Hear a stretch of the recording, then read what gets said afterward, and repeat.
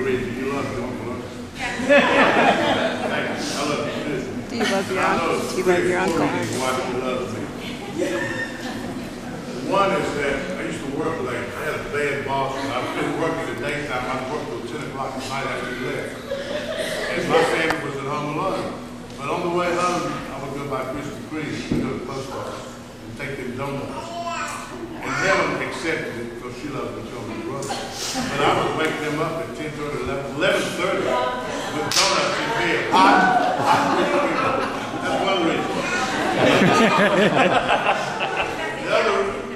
The other reason is that I made her a wolf factor. She grew up in the Carolina household, and George Nixon was headed for Wake Forest, buying Wake Forest crap.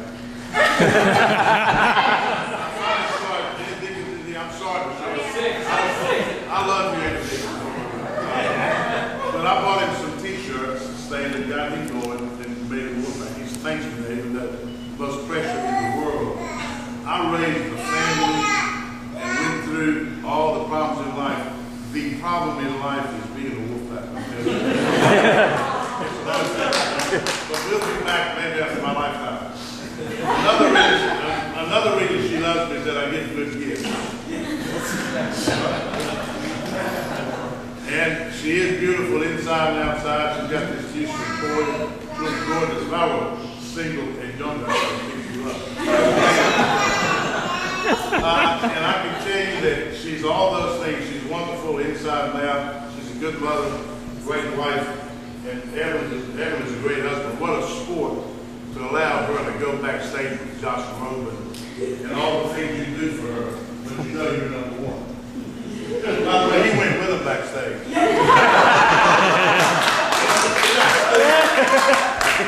Tony Bundros didn't raise any food.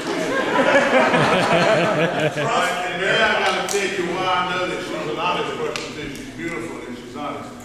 When I was in my, let's see, I've got to figure out how old, I'm a couple years older than she is, but I used to wear contacts. And when she was about 7 or 8 or 9 at my mother's house, I took my contacts off. We always had dinner at my mother's house. My mother would make 3 meats, 5 pastas, and salad. We did it every Sunday, God bless her, Mom. But there was one point when I was ready to leave to go home, I went to get my contacts, and they had dissolved. She had put alcohol, I don't know how the hell we found it. She put alcohol in my contacts, in any case, they were hard contacts. And I didn't know, I thought maybe I had done it, but then I talked to Helen, we discussed it, and the bottom line is that she admitted it. That I was about 5. Oh, tiny. Oh, yeah, tiny. She admitted it. And she even wrote me a note, which I still have, saying, I'm honest, I'm really sorry I did it. So she's beautiful, honest, good niece, good mother, good wife, and I love her.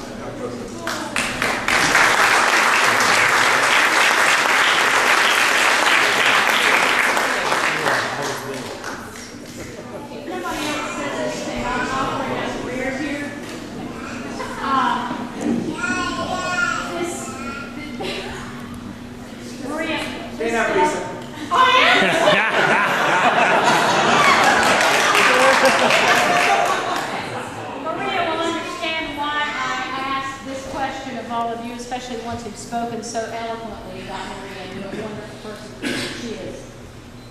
What Maria Bundros are y'all talking about? It's impossible. Maria, I have to sing happy birthday to you later, and because I've been told. But the oldest cousin, it is surreal that I'm here to tell you that this will be the last time I'm nice to you. The last, for a little while, it's your 50th birthday party. Last time you get a clean birthday card because, you know, all the family knows. Thank you for blessing your extended family. Nurses, all of us, the Cheneys, we are like sisters, cousins, and I'm so proud to be one of us. And you make that possible because you're one of the strongest ones in our extended family. And I thank you for being just beautiful. Okay, that's enough of that because that won't happen for another 10 years. It'll be on YouTube. Whatever happened to the whirly bird and wiffle ball? Speech.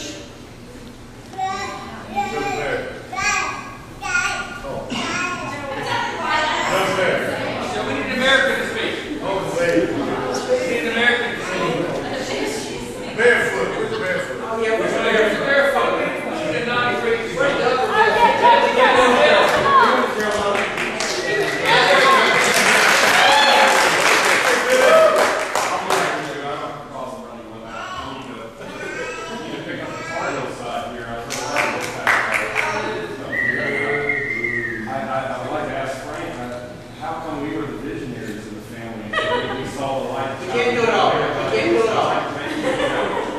Anyway, and I wrote this in the card.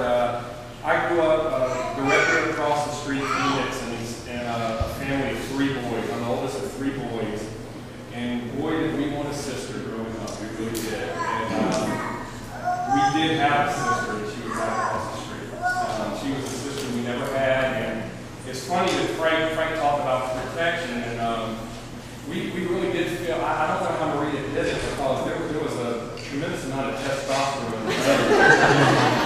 2 older brothers, 3 across the street. There really weren't any girls on that part of Allendale. She was the only one, so we were highly protective of her.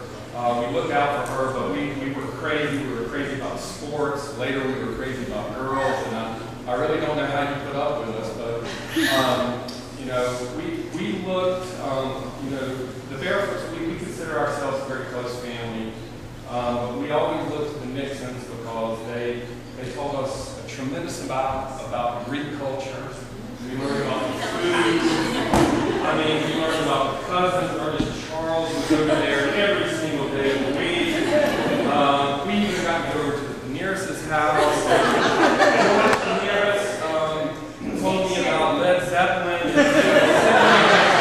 sent me on a different path, but I'll never forget going over here and telling me about John Bond's Kick, and I was mesmerized about him and music, and so I went off on a different track completely on music, thanks to you. But it was just that tremendous extended family of cousins, and I know Doug, Don, and I always wondered why our cousins weren't quite like. I mean, that in a very positive way, because when we got together with our cousins, there wasn't quite, you know, that closeness and the love and the fighting and everything, but we, you know, I'm sure that we wore out our welcome